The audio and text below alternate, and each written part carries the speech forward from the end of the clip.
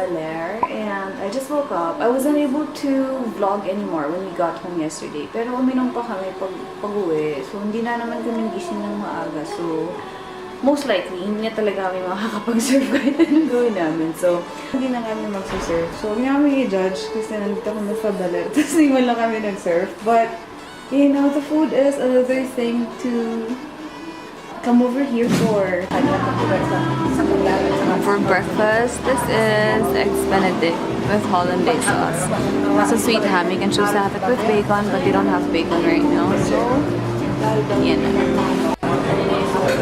So, I got lechon tuloy. I got paksiw and olive oil or something. So, it has like a little side, pako salad.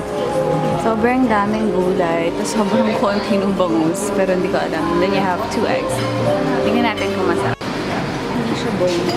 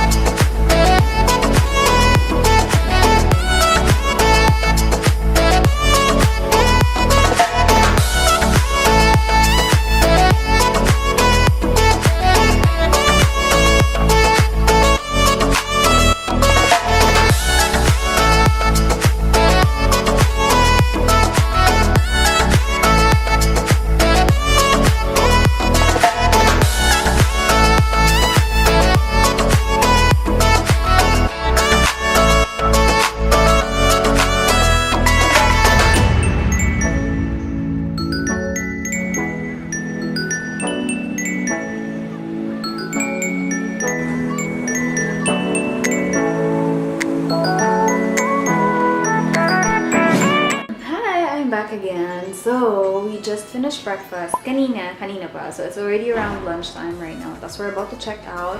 At hindi talaga kami nag-surf. I'm not apologetic that we did not surf because we had a really good gastronomic adventure all throughout our stay here. So, I'm all good in that department.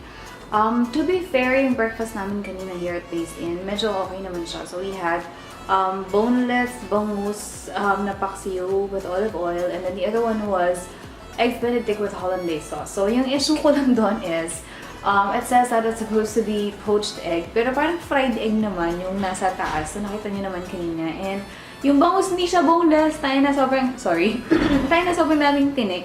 To be fair naman sa hotel, sabi kasi kaka-renovate lang niya. So, to be fair, I think may potential siya to have really good customer service. It's just that hindi kasi consistent yung good customer service nila. And for a room that's supposed to be priced at 4,200, nakuha naman siya at a discount, so we got it at 3,600. I feel that they could offer so much more. Kasi yung parang binayaran namin yung room na ganito sa Sikihor, grabe talaga yung customer service. I couldn't say anything else. Pero ito feeling ko, since they're still on soft opening, meron siyang mga birthing pains like inconsistent customer service, marami pa silang mga bagay na kailangan i-improve.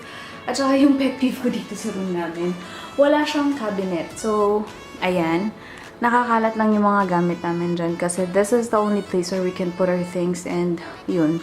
Wala nang iba pa. Ang last kasi na pinagstayan ko here in Baler was Bahia de Baler. Tapos, sobrang ganda kasi doon. Kaya, parang yun na yung naging standard ko. If I were to pay a room at this price, it would have to be this kind. When it comes to facilities and service and all. Kaya, feeling ko medyo lacking pa sila. But, for now, I wouldn't recommend Base Inn so much because I feel that at 4,200, you can get the better room with better service. Kasi nga, the hotel is still, you know, at its early stages, soft opening, ganyan, has its own birthing pains. So see you guys later again when I go to Yoli's. I'm gonna show you what they have. Later!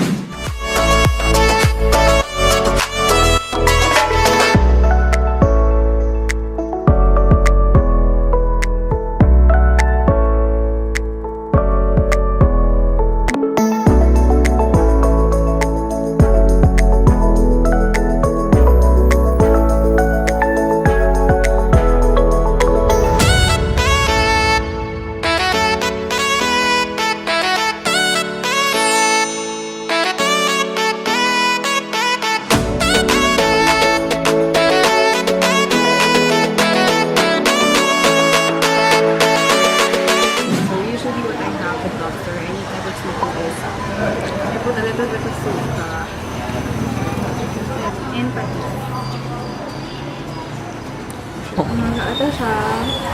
Lakaran. Wala ba siya? Wow! Ito ba din naman sa akin? Look at that. This is my base. This is the lobster.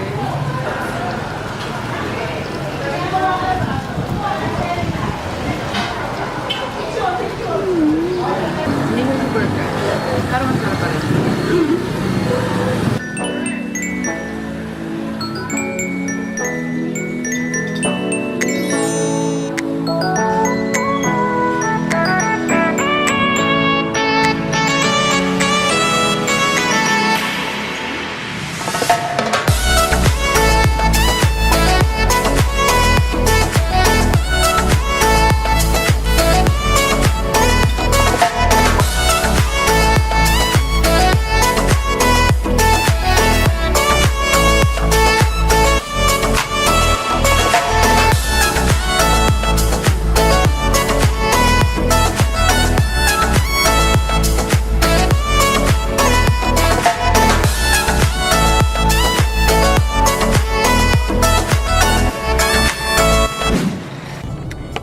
So we're back from our lunch over at Yoli's, and overall I think it was great. Sabi din niya, sobrang sarap ng liempo, or baka na-deprive kasi siya ng liempo for a long time kaya nasasarapan siya. Pero tinikman ko, masarap din naman talaga yung liempo. And for the lobster at 550, I think it may not be the freshest lobster that I've had, but it was definitely worth the price. Well, 580 namin siya nakuha kasi if papaluto mo siya ng buttered garlic or buttered chili, mag-add ka ng 30 pesos. But I still don't think it's so bad. I really enjoyed it. So you guys can see naman on the mukbang, short mukbang that I did na sobrang tuwang-tuwa ako sa kanya. And I don't think I'll ever get that at that price point again if I go to Manila. So sobrang sulit siya for me. And I guess that's it for my Baler vlog. This concludes it. Kasi pauwi na kami. If you guys like the video, make sure that you hit on that like button. And don't forget to subscribe and also click on that bell button beside it so that you get notified every time I get a new post. So again, thank you for watching. See you guys on my next vlog. Bye!